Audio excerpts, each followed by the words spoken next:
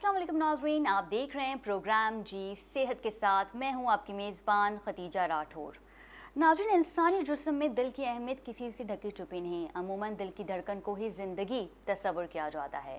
बदकिस्मती से पाकिस्तान में गुज़िश्ता कई सालों से अमराज़ क़ल्ब में काफ़ी हद तक इजाफा देखने में आया है। ये अब ना सिर्फ बड़ों बल्कि नौजवानों और बच्चों के लिए भी आम और ख़तरनाक मर्ज बन चुका है। दिल के दौरे से कबल सामने आने वाली अलामतें क्या होती हैं, इस पे आज हम बात करेंगे और हार्ट पेशेंट के लिए मखसूस डाइट भी हम आपको बताएंगे। हमारे साथ स्टूडियो में मौजूद हैं डॉक्टर सैयद सिद्दीकुल्लाह। आपको प्रोग्राम में खुशामदीद कहते हैं। सबसे पहले तो डॉक्टर साहब, एक सवाल जो है जो बहुत ही अहम है और अक्सर औकात ये पूछा भी जाता है कि हार्ट डिजीज़ के बारे में जब हम बात करते हैं तो सवाल ये किया जाता है कि हार्ट अटैक होने की बड़ी वजह क्या है और इससे पहले सामने आने वाली अलामतें कौन सी होती हैं जिसे हम इग्नोर कर देते हैं। जी, हार्ट अटैक के होने की जो मेन वजूहत होती हैं उसके अंदर किसी को ब्लड प्रेशर का बढ़ा हुआ रहना जी, और शुगर का रहना, किसी को कोलेस्ट्रॉल का मसला रह रहा हो। वो कोलेस्ट्रॉल का मसला इसका अपना भी हो सकता है, उसके ख़ानदान में रन होता हुआ भी आ सकता है। हेरिडिटी जिसे हम कहते हैं। बिल्कुल, फैमिलियल हाइपर कोलेस्ट्रोलेमिया जिसे कहते हैं हम। जी, और इसके अलावा ओबेसिटी होगी, मतलब मोटापा हो गया। और इसके अलावा बाकी हमारी जो डाइटरी हैबिट्स है उसके अंदर हेल्दी फूड का ना लेना, ये तो रिस्क फैक्टर्स हैं। ये वो चीज़ें जो किसी को भी हार्ट अटैक के रिस्क पे रखती है। मतलब बनिस्बत नॉर्मल लोगों के ये लोग ज़्यादा रिस्क के ऊपर हैं हार्ट अटैक के। अब अलामतें, दूसरा सवाल आपकी ये कि इनकी अलामतें क्या हो सकती हैं। जी, पहली चीज़ तो ये कि अलामतें, इसकी टिपिकल चेस्ट पेन होगा। अब उसके अंदर वो होगा कि बंदा शिकायत करेगा कि उसके सीने के ऊपर दबाव सा महसूस हो रहा है, या उसको भारीपन सा महसूस हो रहा है, या कोई दर्द होगा जो चुभन सभी जैसा हो सकता है। और वो दर्द एक बाजू की तरफ जा रहा होगा या गर्दन की तरफ जा रहा होगा। उसके साथ तो उसको पसीने भी आ सकते हैं और घबराहट हो सकती है और एक अनईजीनेस जैसी फीलिंग उनको आ रही होगी। तो वो एक दर्द होगा कि जिसको इन पेशेंट्स के अंदर या किसी भी इंडिविजुअल के अंदर इग्नोर नहीं कर सकते। अच्छा डॉक्टर साहब, ये भी बताइएगा कि जिस पेन फैक्टर की हम बात कर रहे हैं, ये इससे पहले कुछ वीक्स पहले इस तरह का दर्द हमें होना शुरू हो जाता है और ये एक सिम्टम्स होते हैं कि अब हमें we have to rush to the doctor? बिल्कुल, ये अच्छा सवाल है। दो तरह के सीने के दर्द होते हैं। एक तो ये होता है कि एकदम से आपको सीने में दर्द होना शुरू हो गया और आपको पहले कभी ज़िंदगी में इस तरह का दर्द नहीं हुआ। आप या बैठे बैठे या खाना खाया या कोई एक्टिविटी करते हुए आपको एक दर्द होना शुरू हो गया, तो वो इस तरह का दर्द होगा जो आपको कभी ज़िंदगी में नहीं हुआ होगा। पहली मरतबा भी हो सकता है आपको वो वाला दर्द। तो वो टाइम होता है कि जब हॉस्पिटल की तरफ रश करते हैं और आपको पता पड़ता है कि आपको ये मेजर अटैक हुआ। उस दर्द की नौयत ही अलग होती है। नोयत अलग होती है और वो इस तरह का होता है कि वो बंदे को सुकून से नहीं बैठने देता और वो एक बेचैनी का एक अमल चल रहा होता है। तो वो एक पहली मरतबा भी हो सकता है किसी को। ज़रूरी नहीं है कि उससे पहले किसी को छोटा मोटा दर्द चला आ रहा हो, उसको इग्नोर करके बैठा हो और उसके बाद ही उसको एक शदीद दर्द हो जो उसको समझा कि भाई इसको हार्ट अटैक को समझ के फिर हॉस्पिटल में इनको ले जाया जाता है या खुद चला जाता है। अच्छा डॉक्टर साहब, जहाँ पे हम बात कर रहे हैं, आपने भी कहा कि वो पेन इतना शदीद होता है कि we have to rush to the hospital, तो उसके बाद हम देखते हैं कि डॉक्टर की जानिब से जो सबसे पहला काम किया जाता है, रिकमेंड किया जाता है, वो होता है ईसीजी। तो ईसीजी देखिए, क्या हम इस बात का अंदाज़ा लगा लेते हैं कि हमें एक मेजर हार्ट अटैक है और हमें एंजियोग्राफी या फिर हमें एंजियोप्लास्टी की तरफ जाना है? बिल्कुल, जिस तरह मैं आपको बता रहा था, हार्ट अटैक की डिफरेंट टाइप्स होती हैं। जैसे मैं बताया कि जैसे ही आपको सीने में दर्द होना शुरू हो गया, पहले हम यही एडवाइस करते हैं कि आप करीबी हेल्थ केयर सेटअप में पहुँचें। वहाँ जा कर के पहली चीज़ यही होती है, प्रॉपर एक ब्रीफ सी जल्दी सी हिस्ट्री ली जाती है, एग्जामिनेशन किया जाता है, मतलब मुआयना किया जाता है। उसके फ़ौरन बाद ना थोड़ी सी ना नौयत पता चल जाती है कि दिल का ये दर्द हो सकता है या नहीं भी हो सकता। तो दूसरा स्टेप हमारा ईसीजी करना होता है। ईसीजी करके जैसे मैं बता रहा था कि मेजर अटैक जो होते हैं ना, उसमें फ़ौरन ईसीजी देख के पता चल जाता है कि इसको मेजर अटैक हुआ है, जिसको हम एमआई कहते हैं, मायोकार्डियल इंफार्क्शन कहते हैं। तो उसमें तो स्टेप लेना बहुत क्लियर हो जाता है हमारे लिए। दूसरा कुछ इस तरह के सीने के दर्द होते हैं कि ईसीजी में क्लियर कट नहीं नज़र आ रहा होता है कि ये अटैक है या नहीं है।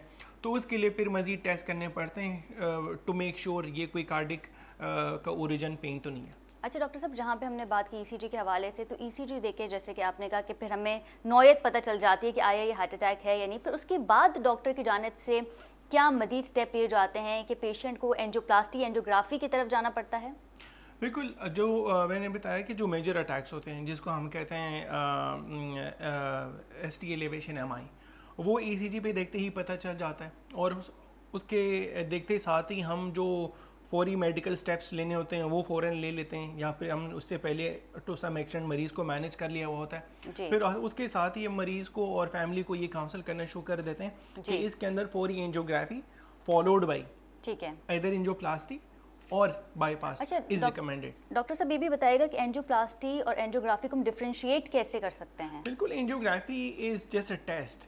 آپ کیا کرتے ہیں، اس کے اندر جو دل کی شریانیں ہوتی ہیں اس کا معائنہ کرنے کو اینجیوگرافی کہتے ہیں، اور اس کے اندر اینجیوگرافی میں اگر کوئی بلاکیج آتی ہے، کوئی تنگی ہے اس کے اندر، اور جس کی وجہ سے مریض کو ہم سمجھتے ہیں کہ علامتیں ہو رہی ہیں، یا یہ وہ تنگی ہے جو ہارٹ اٹیک مریض کو کرا رہی ہے، اس کے اندر اسٹینٹ ڈالنے کو، مطلب غبارہ پلا کے اور اس کے اندر وہ جو اسپرنگ لیمن ٹرم میں اسپرنگ کہتے ہیں اس کو ڈالتے ہیں، اس کو پھر ہم اینجیوپلاسٹی کہتے ہیں۔ اور یہ بھی بتائے گا ڈاکٹر صاحب کہ اس اسٹنٹ کی لائف کتنی ہوتی ہے؟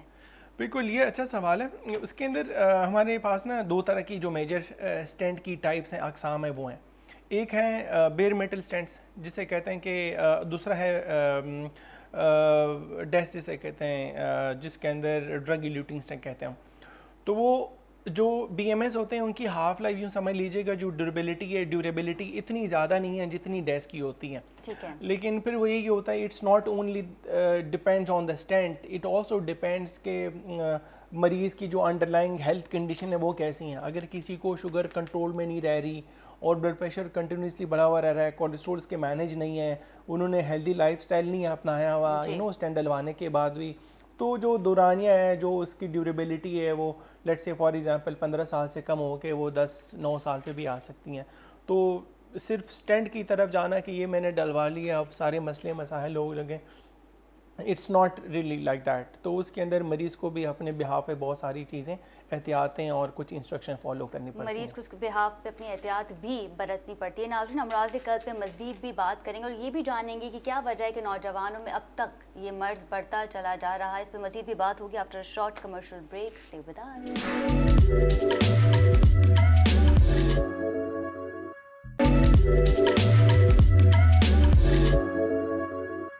جی ناظرین، welcome back from the break. اور بریک میں جانے سے پہلے ہم بات کر رہے تھے ہارٹ ڈیزیز کے حوالے سے۔ نوجوانوں میں ہارٹ اٹیک جیسا مرض اب بڑھتا چلا جا رہا ہے، اس کی کیا وجہ ہے، اس پہ بھی بات کریں گے۔ ڈاکٹر صاحب ہمارے ساتھ اسٹوڈیو میں موجود ہے۔ ڈاکٹر صاحب بتائیے گا کیا وجہ ہے کہ پہلے تو ہم بہت ریئر سنتے تھے کہ کسی نوجوان کو ہارٹ اٹیک کی شکایت ہے یا وہ دل کے امراض میں مبتلا ہے، لیکن اب نوجوانوں میں بھی ان کی شکایت جو ہے وہ بڑھتی چلی جا رہی ہے اور پاکستان میں بھی اس کا ریشیو بڑھتا چلا جا رہا ہے۔ کیا کہیں گے آپ اس پر؟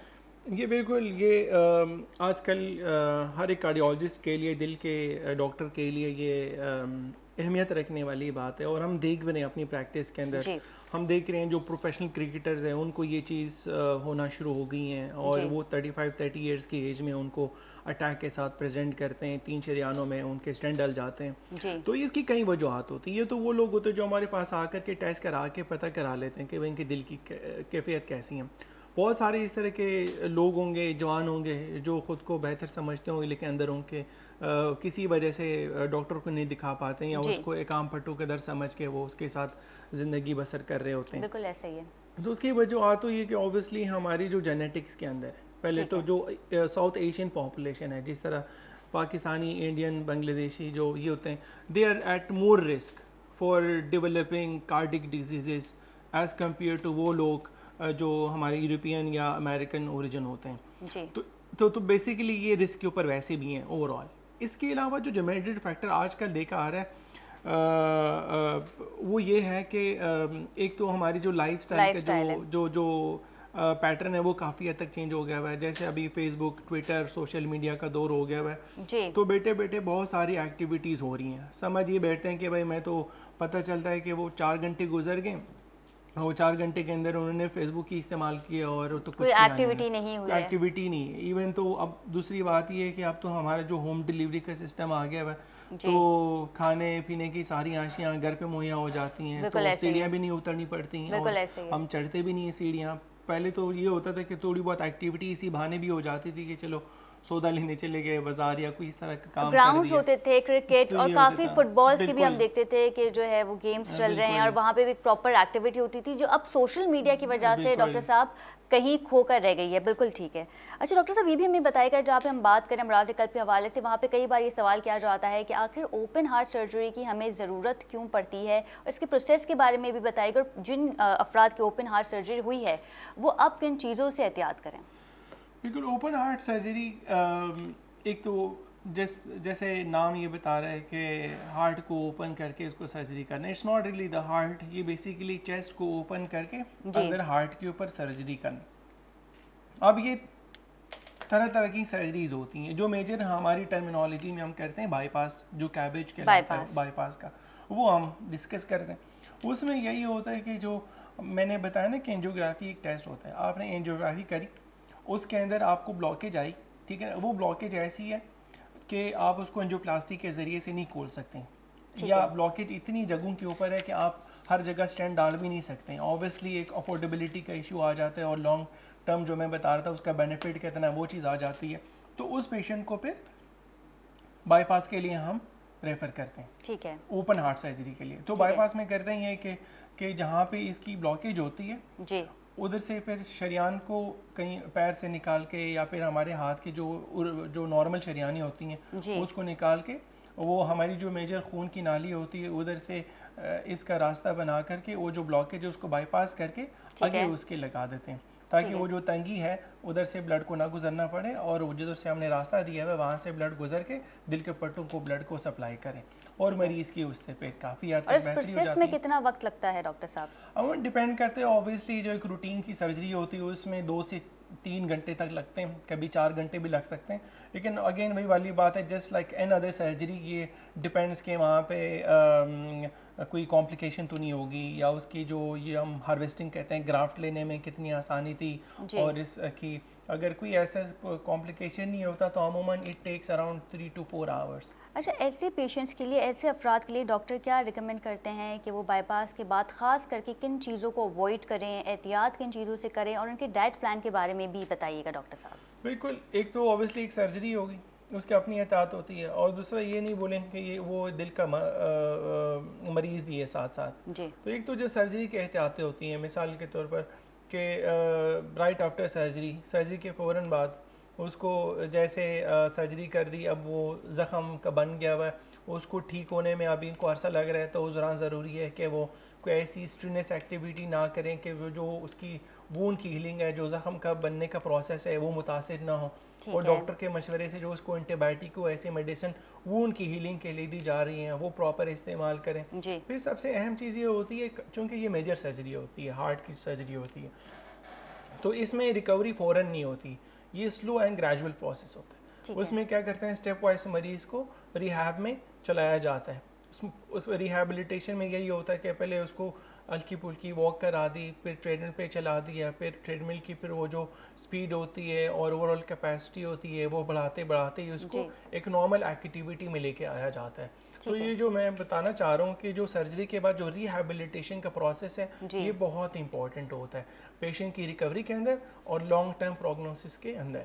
اور اسی لیے جو اچھے سیٹ اپس ہوتے ہیں, ہیلتھ کیئر سیٹ اپس ہوتے ہیں, وہ صرف بائی پاس نہیں پرووائڈ کرتے ہیں, وہ ساتھ ساتھ ان چیزوں کے اوپر بہت فوکس رہتے ہیں کہ تاکہ مریض کی جو بائی پاس کے ساتھ ساتھ جو ریکوری کا پروسیس ہے وہ بھی اسموتھ اور اچھا رہے. لانگ ٹرم میں اس کی پھر جو کانفیڈنس بلڈ اپ اور دوائیوں کے ساتھ جو اس کا تعلق, وہ چیزوں کو فالو کرنے میں مریض کو آسانی ہوتی ہے. اچھا ڈاکٹر صاحب, ہم دیکھتے ہیں کہ عموماً ہارٹ پیشنٹس کو ڈاکٹر واک کی ریکمینڈ کرتے ہیں کہ آپ واک کیا کریں. تو اگر ہم بات کریں بائی پاس والے افراد کی جن کا بائی پاس ہوا ہے, کہ ان لوگوں کے لیے بھی ڈاکٹرز یہی کہتے ہیں کہ آپ فوراً واک کی طرف چلے جائیں, یا تھوڑا احتیاط کے بعد آپ کو واک کی اجازت ملتی ہے؟ بالکل, واک تو سب سے بہترین چیز ہے ہر ایک بندے کے لیے, عام لوگوں کے لیے بھی, ہمارے لیے بھی. ہمیں مریض بننے کا انتظار نہیں کرنا چاہیے کہ جب میں مریض بنوں گا تو ہی واک کروں گا, ادروائز میں تو بالکل فٹ فاٹ ہوں. تو واک تو اس لائک سم تھنگ کہ جو ہر ایک بندے کو اپنی روٹین کے اندر لانا چاہیے. ٹھیک ہے, صبح نہیں شام میں کریں, شام نہیں دوپہر میں کریں, اور کم از کم ہفتے کے اندر 5 دن کریں. اگر ڈیلی نہیں کر سکتے ہیں 5 دن ضرور کریں, اور 30 سے 35 منٹ کی برسک واک کریں. ٹھیک, ایک تو نارمل انڈیویجول کی میں بتا رہا ہوں. تو اسی طرح جو کارڈک پیشنٹس ہوتے ہیں, آیا وہ جس کا بائی پاس ہوا, انجیوپلاسٹی ہوئی ہے, یا کوئی प्रोसीजर भी नहीं हुआ हुआ है, लेकिन he is a cardiac patient, cardiac नहीं भी है, डायबिटीज़ है उसको, हाइपरटेंशन है या ओबेसिटी है, तो उसको वॉक करने की पाबंदी रखनी चाहिए। अब दूसरी बात जो आपने पूछी कि कार्डिक को एक दफ़ा वो मरीज़ बन गया, अब डॉक्टर उसको वॉक करने का कह रहे हैं, तो वो वॉक कैसे करें, है ना, ये सवाल पैदा होता है।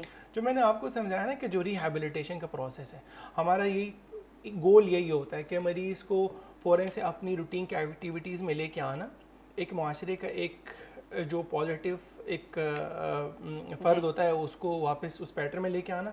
तो इसके लिए हम रिहैबिलिटेशन का जो हमने टर्म इंट्रोड्यूस कराया हुआ है, उसके अंदर मरीज़ को डालते हैं, उसको ऐसा ऐसा वॉक कराना शुरू करते हैं, और एक टाइम आता है कि मरीज़ कहता है कि अब मैं इंडिपेंडेंटली अपनी वॉक कर सकता हूँ, और फिर वो जब डिस्चार्ज हो जाता है या फिर वो जब डॉक्टर से फिर फॉलोअप में बीच में नहीं भी रहता, तो वो अपनी वॉक बाकायदा जारी रख सकता है। और ये उसके लिए ज़्यादा बेनिफिशियल है। जितनी दवाइयाँ होती है, जितनी एंजियोग्राफी एंजियोप्लास्टी का प्रोसेस होता है, उतना ही ज़रूरी उसके लिए वॉक और बाकी लाइफस्टाइल के। अच्छा, इन अफराद के लिए कुछ मखसूस डाइट भी डॉक्टर रिकमेंड करते हैं हमें?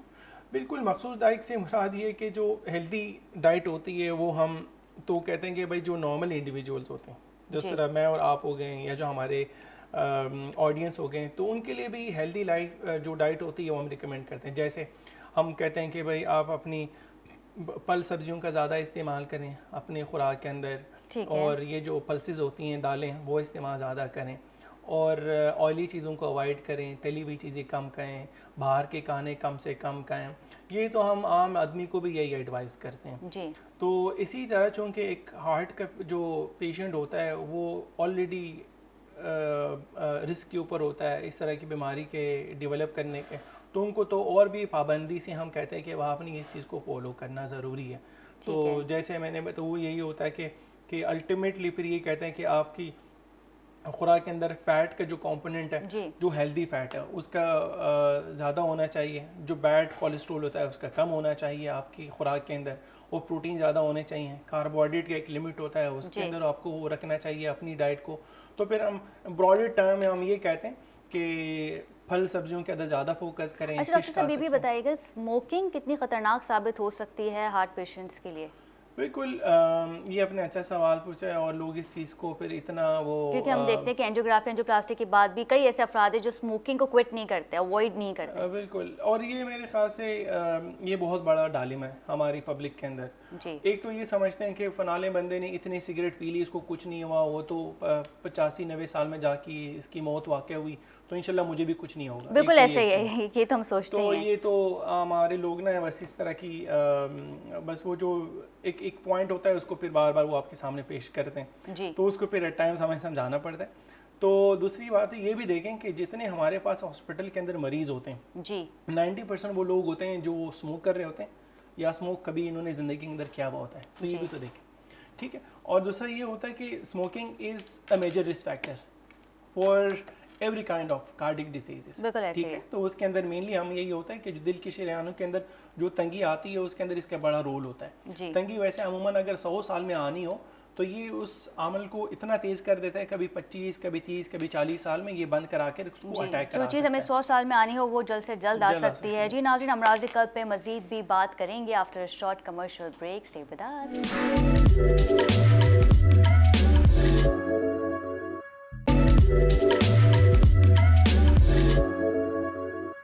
जी नाज़रीन, welcome back from the break. और ब्रेक में जाने से पहले हम बात कर रहे थे अमराज़ क़ल्ब के हवाले से। नाज़रीन, जहां हम बात करते हैं डायबिटिक पेशेंट की, तो वहां ये वाज़ेह तौर पे बता दिया जाता है कि डायबिटिक पेशेंट को हार्ट अटैक की अलामतें महसूस नहीं होती, उन्हें ज़ाहिर नहीं होती। इस पे सवाल करेंगे, डॉक्टर साहब हमारे साथ मौजूद हैं। डॉक्टर साहब, जहाँ हम बात करते हैं डायबिटिक अफराद की, तो ये एक साइलेंट किलर है और ये हमारी बॉडी में चलता रहता है और हमें शायद इसका पता भी काफ़ी देर बाद चलता है। और फिर ये जहाँ पे हम बात करते हैं डायबिटीज़ की, तो ये सालों अरसे तक हमारे साथ रहता है, जब तक हमारी ज़िंदगी हमारे साथ चल रही होती है। तो जहाँ पे हम बात करते हैं हार्ट अटैक के हवाले से, तो बताइएगा कि डायबिटिक अफराद को अमराज़ क़ल्ब की अलामतें ज़ाहिर होती हैं या नहीं? बिल्कुल, ये जो शुगर के मरीज़ होते हैं उनके अंदर वैसे भी हार्ट के मर्ज़ को होने का रिस्क ज़्यादा होता है बनिस्बत नॉर्मल लोगों के जी। और हमारी मेडिकल टर्मिनोलॉजीज़ के अंदर डायबिटिक पेशेंट को कार्डिक पेशेंट की तरह ट्रीट किया जाता है, کیونکہ اس کے اندر وہ ساری بیماریاں ہو سکتی ہیں جو ایک کارڈک پیشنٹ کے اندر ہوتی ہیں. ٹھیک ہے. اور یہ دل کے امراض کو کرانے میں بہت زیادہ رول پلے کرتی ہے ڈائبٹیز. اسی لیے ہماری جو ریکمنڈیشن ہوتی ہیں ان کو دوا سٹارٹ کرنے کی, کولیسٹرول کی دوا سٹارٹ کرنے کی, لائف سٹائل چینجز ان کے اندر امپلیمنٹ کرنے کی, یا جو ہماری خوراک کی احتیاطی تدابیر ہوتی ہے ان کو بتانے میں ہم بہت زیادہ پرو ایکٹیو ہوتے ہیں. ہمیں یہی پتہ ہوتا ہے کہ یہ لوگ ہارٹ کے پیشنٹ بننے کے رسک کے اوپر ہوتے ہیں, تو اس لیے ان کی جو کولیسٹرول کے کٹ آفس ہوتے ہیں, مطلب آپ نے کتنے نیچے کولیسٹرول لے کے آنا ہے, تو ان کے اندر ہم نے بہت کم کی ویلیو رکھی ہوئی ہوتی ہے. جس طرح لیس دین 100 لیس دین 70 کا LDL کا لیول ان کے اندر ہم اچیو کرنا چاہتے ہیں. اور ان کو دل کا مرض نہیں بھی ہے کسی بھی شوگر کے مریض کو, تو ان کو لو ڈوز کولیسٹرول کی دوا بھی شروع کرنی پڑتی ہیں ہمیں, اسی لیے کہ یہ لوگ رسک کے اوپر ہوتے ہیں. اور دوسری آپ جو بات کہی ہے کہ وہ ان کے اندر ہارٹ اٹیک کی علامتیں اکثر دفعہ ظاہر نہیں بھی ہو سکتی, تو یہ بات کافی حد تک صحیح ہے. اور اس میں یہی ہوتا ہے انہیں درد اور شدید تکلیف محسوس نہیں ہوتی جو کہ ایک عام آدمی کو ہو سکتا ہے. اس کی وہ یہی بات یہ ہوتی ہے کہ لیٹس سے اگر ان کو ہارٹ اٹیک چل رہا ہو تو عموماً ایک عام بندے کو سینے میں درد سا ہونا شروع ہو جائے گا, اور اس کے ساتھ ساتھ وہ پھر ایمرجنسی میں جا کر کے لینڈ کر جائے گا, ECG ہو جائے گی, تو اس کے ڈائگنوز پتہ بھی چل جائے گا. لیکن ڈائبٹک کے جو مریض ہوتے ہیں ان کے اندر کیا ہوتا ہے, ان کی جو نسیں ہوتی ہیں جس کے اندر ہم نروز کہتے ہیں, نیورونز کہتے ہیں, وہ دب گئی ہوتی ہیں, وہ ٹھیک سے کام نہیں کرتی. جو ان کی پین کی پرسپشن ہوتی ہے وہ ڈسٹرپٹ ہو چکی ہوتی ہے. ٹھیک ہے, اسپیشلی ان لوگوں کے اندر جن کو لمبا عرصہ شوگر چلا آیا وہ, یا پھر ان کا شوگر کنٹرول میں نہ رہا ہو. ٹھیک ہے, تو پھر کیا کرتے ہیں, ان کو اٹیک بھی ہو جاتا ہے تو ان کے اندر پھر پتہ بھی نہیں پڑتا. پھر جب وہ کمپلیکیشنز کے ساتھ مینس دل کے پٹے کمزور ہو گئے ہیں, پھیپھڑوں میں پانی آ گئے, اور پیر اور پیٹ پھولنا شروع ہو گیا, جب مریض ڈاکٹر کے پاس آتا ہے تو پتہ کراتے ہیں کہ بھائی آپ کو تو اٹیک ہو چکا ہوتا. پھر ہم جب ان سے پوچھتے ہیں کہ بھائی اٹیک آپ کو کب ہوا, تب کو یاد ہے, وہ کہتے ہیں نہیں مجھے تو کبھی محسوس ہی نہیں ہوئی. تو پھر کیا کرتے ہیں, پھر ہم ایسے مریضوں کو, پھر دوسری بات یہ ہوتی ہے ان کے اندر ٹپیکل چیسٹ پین نہیں ہوتا. ان کو سمجھ لیجئے گا ہلکی پھلکی کی نا علامتیں ہو سکتی ہیں, تو ان کو جیسے فار ایگزامپل گھبراہٹ سی ایک دم سے ہونا شروع ہو گئی, صرف پسینے آ گئے, پیٹ میں درد ہونا شروع ہو گئے, یا ان کو کائنڈ آف موشن پین ہونا, بالکل سلائٹ سا ایک پین ہو گیا, یا اس کو پھر موشن لگنا شروع ہو گئے. تو پھر ہم کہتے ہیں ایسے مریضوں کو کہ بھائی آپ لوگوں نے نا اس طرح کے سمٹمز کو بھی نہیں اگنور کرنا, آپ نے فوراً ڈاکٹر سے رابطہ کرنا ہے اور میک شور کرنا ہے کہ آپ کو خدا نخواستہ کوئی ایسے دل کا مسئلہ, کوئی اٹیک تو بیک گراؤنڈ میں نہیں چل رہا ہے جو آپ کو اس طرح مسئلہ ہو رہا ہے. تو ڈائبٹک افراد کو جو ہے وہ کافی احتیاط کی ضرورت ہوتی ہے. ڈاکٹر صاحب یہ بھی بتائیے کہ دل کی دھڑکن کم ہو جانا, جس سے ہم عام الفاظ میں کہتے ہیں کہ ہارٹ بیٹ سلو ہو گئی, اس کی کیا وجہ ہوتی ہے؟ ہارٹ بیٹ کا سلو ہونا ایک نارمل عمل بھی ہو سکتا ہے, اور وہ ایک بیماری کا حصہ بھی ہو سکتا ہے. ٹھیک ہے. اب جیسے ینگ جوانوں کے اندر جو ایتھلیٹس ہوتے ہیں, جو اسپورٹس مین ہوتے ہیں, اور جن کی ہیلدی لائف سٹائلز ہوتے ہیں, تو ان کے اندر ہارٹ بیٹ ویسے ہی سلو چلتا ہے. اب جیسے فار ایگزامپل کسی کا اگر 40-45 تک چل رہا ہے, یا پھر 49-50 تک بھی جا رہا ہے, اور اس کو کوئی علامتیں نہیں ہو رہی ہیں, روزمرہ کی ایکٹیویٹیز کو بہت اچھی طرح سے نبھا رہا ہے, تو وہ مسئلہ نہیں ہے اس بندے کے لیے. اور عموماً ویسے بھی جب ہم سوتے میں ہمارا جو ہارٹ بیٹ ہے ویسے ہی ڈراپ کر جاتا ہے, تو ایک فزیولوجیکل ایک نارمل عمل ہے. ٹھیک ہے. دوسری ہارٹ بیٹ ہوتی ہے جیسے فار ایگزامپل ایک بڑی عمر کا ایک بزرگ آدمی ہے, ٹھیک ہے, انہیں شکایت موصول ہو رہی ہے بالکل, اور اس کی ہارٹ بیٹ اس کو لگتا ہے کہ مجھے اٹھنے پہ چکر آ رہے ہیں, یا جیسے مجھے الٹیاں سی جیسی فیلنگ آ رہی ہے, اور آنکھوں کے سامنے اندھیرا چھا جانا شروع ہو جاتا ہے. تو اور جب ان کا ٹیسٹ کیا جاتے ہیں, ہارٹ بیٹ دیکھی جاتی ہے, تو اس کا پتہ لگتا ہے کہ اس کا 30-35 اس طرح کا چل رہا ہے. تو وہ ایک ہارٹ بیٹ ہوتی ہے جو ایک بیماری کا حصہ ہوتا ہے, تو پھر اس کی پتہ لگانا بہت ضروری ہوتا ہے ہمارے لیے. ایسی صورت میں ڈاکٹر صاحب پیس میکر بھی ریکمینڈ کیا جاتا ہے ڈاکٹر کی جانب سے؟ جی بالکل, میں نے بتایا کہ جو اگر ایک ایب نارمل ہارٹ بیٹ ہوگی, ٹھیک ہے نا, کسی وجہ سے مطلب اس کی کوئی وجہ ہوتی ہے, تو ہم کیا کرتے ہیں اس کے اندر پھر پیس میکر ایڈوائز کرتے ہیں. پیس میکر کرتا کیا ہے کہ وہ باہر سے ہارٹ بیٹ پرووائڈ کرنا شروع کر دیتا ہے دل کو, کیونکہ اس کا جو دل کا اپنا برقی نظام ہے وہ ٹھیک سے کام نہیں کر رہا مینس, تو ہم باہر سے اس کو بجلی کا سمجھ لیجیے گا عام الفاظ میں کرنٹ دے کر کے ہارٹ بیٹ ان کو انٹروڈیوس کراتے ہیں. پھر وہ ہارٹ بیٹ اس کو جتنی ریکوائرڈ ہوتی ہے اتنا پھر ہم دیتے ہیں. اور جو پیس میکر ہوتا ہے وہ میں نے بتایا جب تک مریض کا پر ہم نے ڈیٹیل میں پتہ نہیں کرایا ہوا ہوتا کہ وہ ایک نارمل ہے یا ایب نارمل ہے, تو ہم اس کو عارضی طور پہ ایک جسے کہتے ہیں ٹیمپریری پیس میکر وہ ہم لگاتے ہیں. وہ شولڈر پہ لگایا جاتا ہے ڈاکٹر صاحب؟ بالکل, وہ جہاں پہ ہماری مین نسیں ہوتی ہیں شولڈر, وہ یہاں سے بھی ایک نس کے اندر ڈال سکتے ہیں, شولڈر اور اس کے نیچے بھی کر سکتے ہیں, کبھی کبھار پیر کے نس میں سے بھی ڈال سکتے ہیں. ٹھیک ہے, تو وہ جہاں پہ فیزیبل ہوتا ہے اور دیکھتے ہیں کہاں کون سی شریان زیادہ مناسب ہے ڈالنا, تو ادھر سے بھی لگا سکتے ہیں. اگر ہمیں لگتا ہے کہ وہ اس کو مسئلہ مسلسل رہ رہا ہے, وہ اپنے آپ ٹھیک نہیں ہونے والا اور کوئی ایسی وجہ نہیں ہے جس کو ٹھیک کرنے کے بعد بھی یہ اس کی ہارٹ بھی ٹھیک ہو جائے گی, پھر ان کے اندر پھر ہمیں پرماننٹ پیس میکر ڈالنا پڑتا ہے. اچھا, جہاں پہ ہم بات کریں ڈاکٹر صاحب پرماننٹ پیس میکر کے حوالے سے, تو یہاں یہ بھی بتائیے گا کہ پیس میکر کی لائف کتنی ہوتی ہے اور اس کا پروسیس کیا ہوتا ہے؟ اکثر اوقات ہم دیکھتے ہیں کہ پیشنٹ کو یہ بھی کہا جاتا ہے, ان افراد جن کا پیس میکر جن کو لگایا جاتا ہے پرماننٹلی, کہ آپ پانی کے انٹیک کو کم کریں. بالکل, ایک تو جو پیس میکر ہوتا ہے جی, جیسے میں نے بتایا وہ ایک باہر سے ہارٹ بیٹ پرووائڈ کرنے والا ایک آلہ ہوتا ہے. بالکل ایسے ہی ہے. ٹھیک ہے, اور وہ جو پرماننٹ پیس میکر ہوتا ہے اس کے اندر ڈفرینٹ کمپوننٹس ہوتے ہیں. اس کی جو بناوٹ ہوتی ہے وہ اس طرح کی ہوتی ہے, کچھ تاری ہوتی ہیں جو دل کے خانوں میں پڑی ہوئی ہوتی ہیں, باہر اس کا جنریٹر پڑا ہوا ہوتا ہے, جنریٹر کے اندر بیٹری ہوتی ہے. تو وہ جو اصل چیز ہوتی ہے وہ بیٹری کی لائف ہوتی ہے. جو بیٹری کی لائف ہوتی ہے وہ عموماً 10 سے 15 سال تک ہوتی ہے. تو ہم کیا کرتے ہیں, ہر 6 مہینے پہ مریض کا چیک اپ اسی لیے کیا جاتا ہے, اور وہ جو پیس میکر ہوتا ہے اس کی لائف کو دیکھا جاتا ہے. پھر اس حساب سے پھر مریض کو کاؤنسل بھی کرتے ہیں, تو بیٹری ڈیڈ ہونے سے پہلے اس کی بیٹری چینج کی جاتی ہے. تو یہ ایک وہ چیز ہوتی ہے اور یہ پروسیس بھی بہت لمبا ہوتا ہے بیٹری چینج کرنے کا ڈاکٹر صاحب؟ نہیں, جس طرح کا پیس میکر ڈالتے ہیں پیس میکر سے کم ٹائم میں یہ بیٹری چینج ہو جاتی ہے. بس yes it's a day care procedure, مریض کو ایڈمٹ کرتے ہیں اور اس کی خون کے ٹیسٹ کیا جاتا ہے, کوئی انفیکشن کوئی ایسا وہ بیک گراؤنڈ ایشو تو نہیں, تو اس کے بعد سے وہ اس کو چینج کر کے اسی دن یا پھر اگلے دن مریض کو ڈسچارج کر دیا جاتا ہے. اچھا, ایسے پیشنٹس کو, ہارٹ پیشنٹس کو یا پیس میکر والے پیشنٹس کو کیا یہ بھی کہا جاتا ہے کہ آپ پانی کا انٹیک کم رکھیں ڈاکٹر صاحب؟ نہیں, اگر heart beat pure heart beat کا مسئلہ ہے اس بندے کو اور جس کے لیے پیس میکر ڈالا ہوا ہے, تو اس کو پانی کم لینے کو نہیں کہتے ہم. اصل میں ایک اور جو اصل میں عام لوگوں کے لیے بیٹری کا ورڈ استعمال کیا جاتا ہے, اس کو بیٹری لگ گئی ہے. تو ہمارے میڈیکل لینگویج کے اندر تو 3 طرح کی بیٹری ہوتی ہیں, ایک CRT ہوتی ہے, ایک ICD ہوتی ہے, ایک پرماننٹ پیس میکر ہوتا ہے. اصل میں یہ جو پانی کا ورڈ استعمال کیا جاتا ہے مینلی وہ CRT کے ساتھ کیا جاتا ہے. وہ بھی عام بندے کو باہر سے بیٹری کی طرح نظر آ رہا ہوتا ہے, لیکن ہم کارڈیولوجسٹ بتا سکتے ہیں اس کو بیٹری مطلب CRT لگی ہوئی ہے. وہ لوگ ہوتے ہیں جن کے پٹے کمزور ہوتے ہیں, مطلب دل کے پٹے کمزور ہوتے ہیں, ہارٹ بیٹ کے ساتھ ان کے دل کا پٹوں کا بھی مسئلہ ہوتا ہے. تو وہ لوگ ہوتے ہیں اگر ان کو یہ والی بیٹری لگی بھی ہو نہ بھی لگی بھی ہو, تو ان کے اندر ویسے بھی ہم ریکمینڈ کرتے ہیں پانی کا انٹیک کو کم رکھیں. کم سے مراد یہ 1 to 1.5 لیٹر لکوڈ آئٹمس پر 24 آور, تو ان کو ہم کہتے ہیں آپ اتنا رکھیں, مطلب اعتدال میں رہنا ہے, ماڈریشن کو آپ نے اپنانا ہے. بالکل ٹھیک ہے. اچھا ڈاکٹر صاحب, جہاں پہ ہم بات کریں امراض قلب کے حوالے سے, وہاں پہ ایک میڈیسن دی جاتی ہے ڈاکٹر کی جانب سے, وہ ہوتی ہے اینجوسٹ. اینجوسٹ کام کیسے کرتی ہے اور یہ ہارٹ پیشنٹ کے لیے کتنی مفید ثابت ہو سکتی ہے؟ بالکل, اینجوسٹ از اے ریسکیو ڈرگ, ٹھیک ہے, میڈیسن ہے.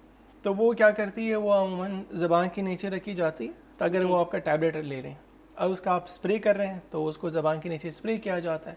تو یہ کیا کرتے ہیں, دل کے شریانیں جو ہوتی ہیں مینلی, اگر اس کسی کو پین ہو رہا ہو, تو وہ پین ہونے کی وجہ کیا ہوتی ہے, یہ وجہ ہوتی ہے کہ اس کی دل کی شریانیں چھوٹی پڑ گئی یا سکڑ گئی. بالکل ایسے ہی. تو کیا کرتے ہیں, یہ دوا جا کر کہ دل شریانوں کو فار دا ٹائمنگ پھلا دیتی ہے, اس کی بلڈ کی سپلائی کو بڑھا دیتی ہے. ٹھیک ہے. تو جس کی وجہ سے ہارٹ کے پٹے جو متاثر ہو رہے تھے, جس کی وجہ سے ان کو درد ہو رہا تھا, وہ درد ٹیمپریریلی ریلیو ہو جاتا ہے.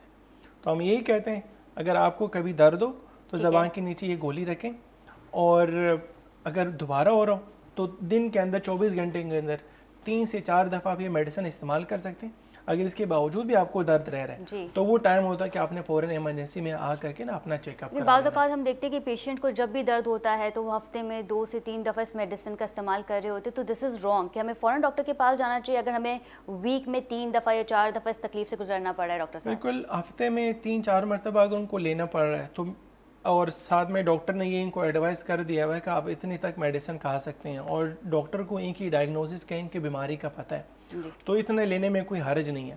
اگر وہ درد میڈیسن لینے پہ بھی ٹھیک نہیں ہو رہا اور وہ سمجھتا ہے کہ یہ درد کی شدت بڑھتی جا رہی ہے, تو ضروری ہے کہ پھر وہ ڈاکٹر سے مشورہ کریں اور دیکھیں جو ان کو میڈیسن چلی آ رہی کیا اس کے اندر مزید چینج کی ضرورت ہے یا پھر اسی کو جاری رکھنا ہے یا پھر اینجیوگرافی اینجیوپلاسٹی کی طرف جا سکتے ہیں؟ بالکل ٹھیک ہے، بالکل ٹھیک ہے. بہت شکریہ ڈاکٹر سعید صدیق اللہ ہمارے ساتھ موجود ہیں. ناظرین، آج ہم نے بات کی امراض قلب کے حوالے سے، اور سب سے بڑا ریشیو جو ہے، جو خوفناک بات ہے، ڈراؤنی بات ہے، وہ یہ کہ پاکستان کے نوجوانوں میں امراض قلب کا ریشیو بڑھتا چلا جا رہا ہے، جس پہ آج ہم نے بات کی. اگلے ہفتے آپ سے پھر ملاقات ہوگی. اپنا بہت خیال رکھیے گا. اللہ نگہبان.